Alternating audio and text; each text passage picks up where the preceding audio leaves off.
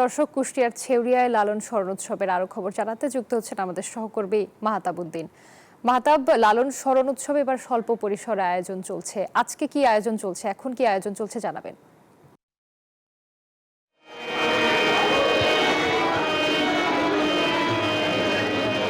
এই মুহূর্তে কিন্তু আসলে সর্বশেষ যে আয়োজনটি ছিল অর্থাৎ পূর্ণ সেবা, সেটি কিন্তু আসলে শেষ হয়েছে। অর্থাৎ লালন ভক্ত এবং যারা লালন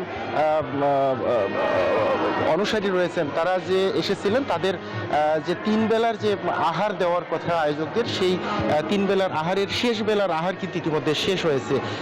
অনেক লালন ভক্ত অনুসারী কিন্তু ইতিমধ্যে এই লালন একাডেমি প্রাঙ্গণ ছেড়ে তাদের নিজ নিজ গন্তব্যে কিন্তু চলে যাওয়া শুরু করেছেন।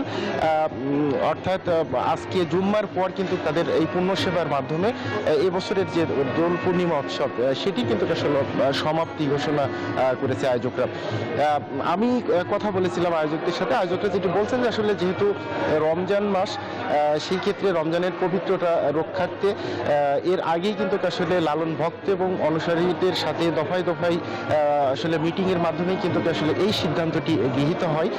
রমজানের পবিত্রতা রক্ষায় কিন্তু আসলে আনুষ্ঠানিকভাবে কোনো সাংস্কৃতিক অনুষ্ঠান বা কোনো গান বাজনার না করে শুধু লালন ভক্ত এবং অনুসারীরা এই দিনটি, অর্থাৎ এই দোল পূর্ণিমা উৎসবের দিনটি শুধু পালনের উদ্দেশ্যে কিন্তু আসলে এই আয়োজনের সিদ্ধান্ত হয় এবং সেই সিদ্ধান্ত মোতাবেক কিন্তু আসলে এই দোল পূর্ণিমা উৎসব গতকাল বিকেল থেকে কিন্তু আসলে লালন ভক্ত অনুসারীরা এই একাডেমি চত্বরে আসতে শুরু করেন এবং গত রাত থেকে আজকে কিন্তু আসলে এই অনুষ্ঠানটি আসলে জুম্মার নামাজের পরে কিন্তু পূর্ণ সেবার মাধ্যমে শেষ হয়। তো জান্নাতুল রুবা, এই ছিল আমার কাছে লালন একাডেমি চত্বর থেকে সর্বশেষ। মাহতাব, আপনাকে ধন্যবাদ।